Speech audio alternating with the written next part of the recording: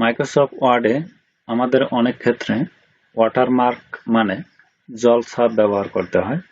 আমি এই যে এখানে জলছাপ যে ব্যবহার করছি, এটা কিভাবে করতে হয় সহজ নিয়মে আজকের এই ভিডিওতে আলোচনা করব। আমি এই ওয়াটারমার্কটি ব্যবহার করার জন্য আমি যে ওয়াটারমার্কটি দিয়েছি এটি প্রথমে ডিলিট করে ফেলি।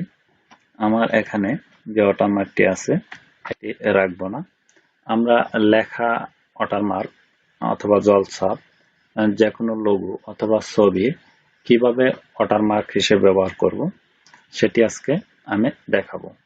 ওয়াটারমার্ক দেওয়ার জন্য প্রথমে আপনাদের চলে যেতে হবে পেজ লেআউট। এখান থেকে আমরা চলে যাব এই যে ওয়াটারমার্ক, এখানে চলে যাব। যাওয়ার পর আমরা চলে যাব কাস্টমে যাওয়ার পর আমরা কি দিব, পিকচার বা লোগো।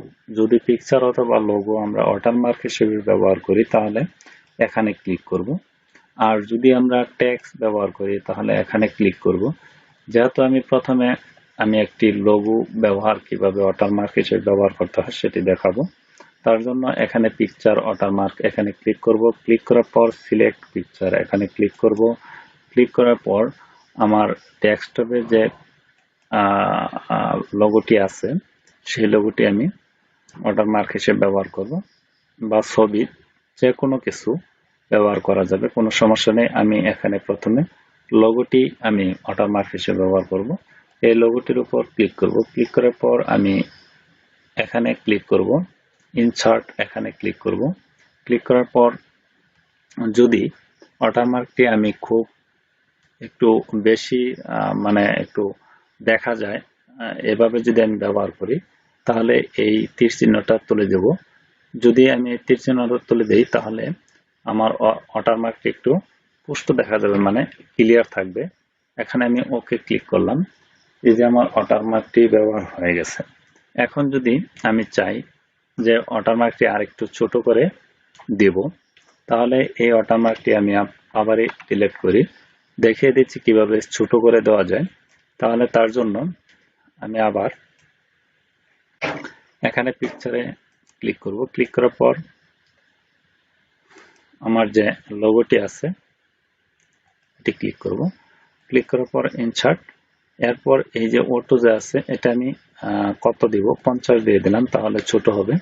এরপর আমি এখানে ক্লিক রাখবো না, তাহলে একটু ঝাপসা একটু হালকা হালকা দেখা যাবে।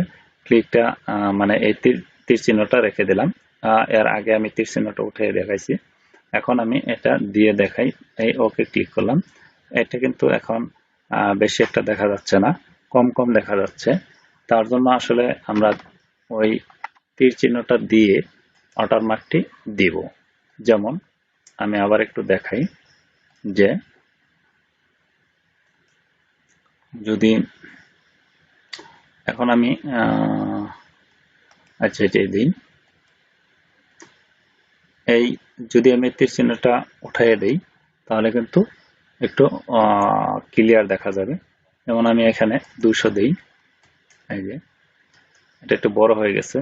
যদি 50 দেই তাহলে ছোট হবে, আর যদি অটো রাখি তাহলে পেজটা যতটুকু ততটুকু কিন্তু থাকবে।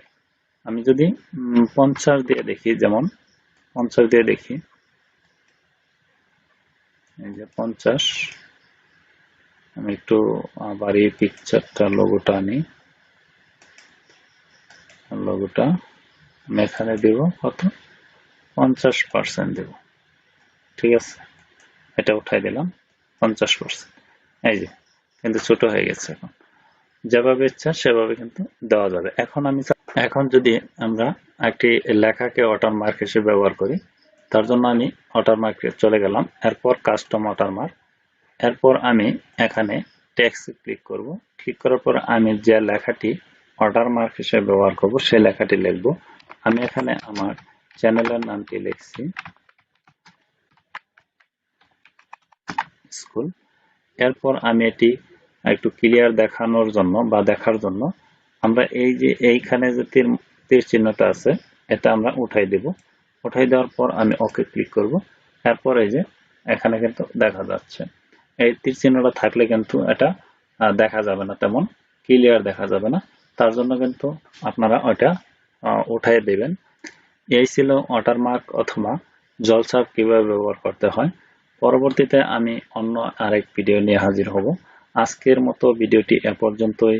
আল্লাহ হাফেজ।